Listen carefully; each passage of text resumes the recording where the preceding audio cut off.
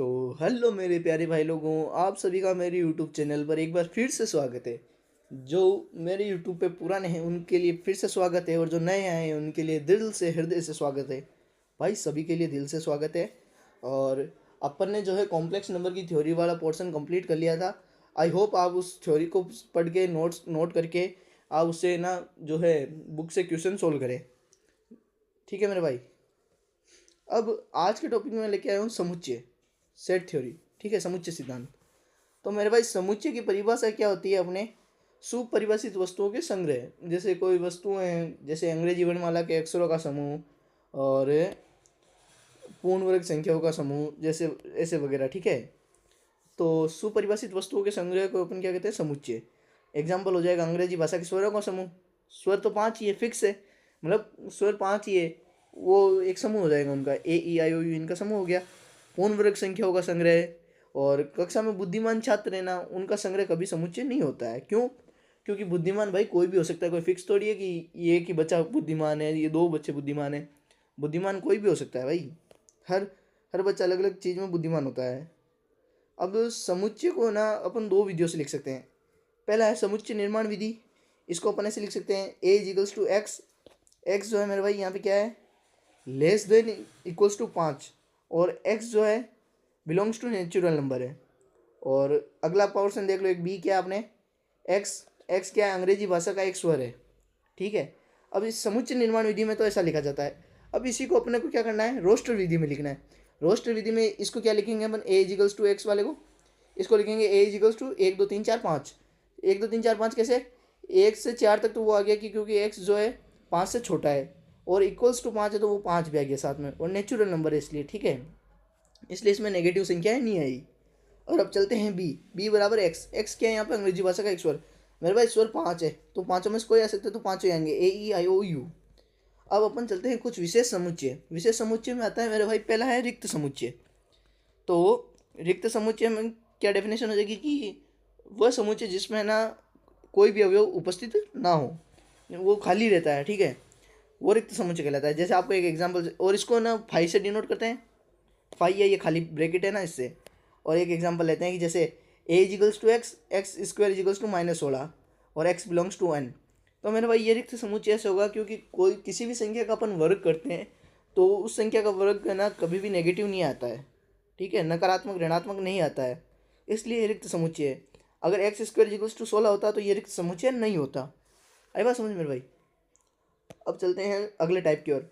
अगला type, second type है इसका, एकाएक समुच्चय। एकाएक समुच्चय क्या होता है? जिसमें एक एक नाम से पता चल रहा है मेरे भाई, इसमें केवल एक एक अवयव उपस्थित होगा। जैसे ए बराबर 4 और ए इजिकल्स टू एक्स। यहाँ पे एक्स क्या है? एक समअभाज्य संख्या। समअभाज्य संख्या कौन सी है? 2। ठीक है, वो एक ही है, इसलिए इसको एक एक समुच्चय कहते हैं।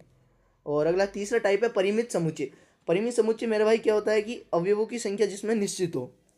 तो मेरे भाई अवयवों की संख्या निश्चित, जैसे कि A equals to X, X less than and equals to 5, और एक्स बिलोंग करता है नेचुरल नंबर से। ठीक है, तो इसमें अवयव फिक्स हैं कि 5 से छोटे होंगे और ऋणात्मक नहीं होंगे, तथा इसमें नेचुरल नंबर है। नेचुरल नंबर 1 से स्टार्ट होगी 5 तक, और 5 के बराबर इसलिए 5 तक, 1 2 3 4 5।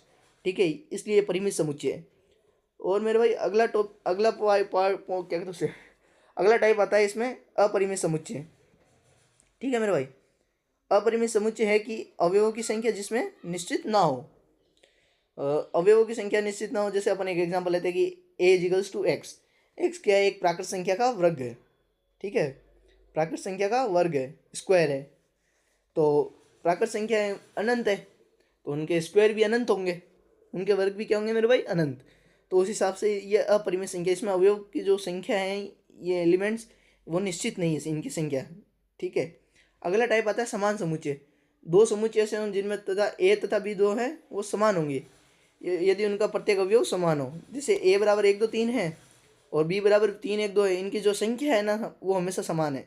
संख्या समान है तो ये जो है समान समुच्चय होंगे। ठीक है मेरे भाई, जैसे ए बराबर दे रखा है ए ई आई ओ यू, और बी बराबर भी दे रखा है ए आई यू ओ वगैरह से, 5 5 एलिमेंट्स है दोनों साइड, तो वो इक्वल होंगे। ठीक है, अब चलते हैं तुल्य समुच्चय, अगला टाइप। तुल्य समुच्चय क्या होता है कि यदि दो समुच्चय में अवयवों की संख्या समान हो, मतलब कि एलिमेंट्स की संख्या समान हो। सॉरी सॉरी सॉरी सॉरी भाई, मतलब है ना, समान समुच्चय में जिनमें मतलब है ना बीच में एलिमेंट समान हो तो वो समान समुच्चय होंगे, ठीक है। और मैंने वो ए ई आई ओ वाला 5 वाला बताया था, वो इसी का एग्जाम्पल है, सही बताया मैंने, मैं खुद कंफ्यूज हो गया भाई। तो तुल्य समुच्चय हो गई यदि दो समुच्चय में अवयवों की संख्या समान हो। अवयवों की संख्या मतलब उनमें जो एलिमेंट है, जैसे किसी में 3 एलिमेंट आए हुए हैं तो अगले बी में भी 3 एलिमेंट होने चाहिए। जैसे ए में 1 2 3 है तो बी में ए बी सी। जैसे और एग्जांपल लेते हैं, जैसे कोई ए में मान लिया अपन ने यहाँ पे 1 4 6 8, ठीक है। और बी मान लिया अपन ने ए बी सी डी, ठीक है मेरे भाई। ये अपन ने यहाँ पे 4 मान लिए। इसमें भी 4 तत्व है, इसमें भी अवयव 4 हैं, ठीक है। तो ये तुल्य समुच्चय है, तो अपन इनकी तुलना कर सकते हैं। भाई एग्जाम में क्वेश्चन पूछ लेते हैं कि तुलना वाला क्वेश्चन, तो उसमें ना कहीं कहीं पे अपने को तुलना करनी पड़ सकती है। तो इसलिए इनमें देखो ये अवयव जो है समान है, 4 4 अवयव है दोनों में, तो इनकी तुलना की जा सकती है, इसलिए तुल्य समुच्चय है। तो मेरे भाई आज के लिए इतना ही, या आप कहते हो चलो एक टाइप और बता देता हूँ, ठीक है। अब अगला 7 नंबर टाइप लेते हैं अपन यहाँ पे, रुको पेन चेंज कर लेते हैं अपन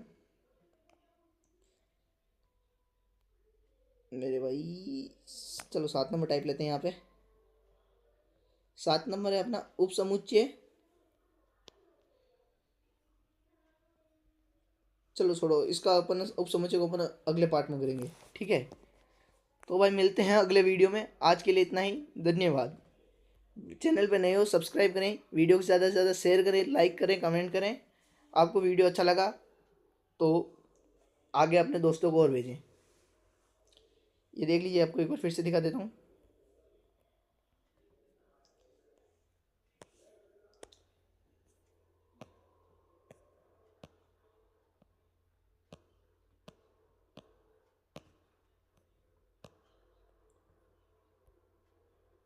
तो गाइस मिलते हैं अगले पार्ट में, शुक्रिया।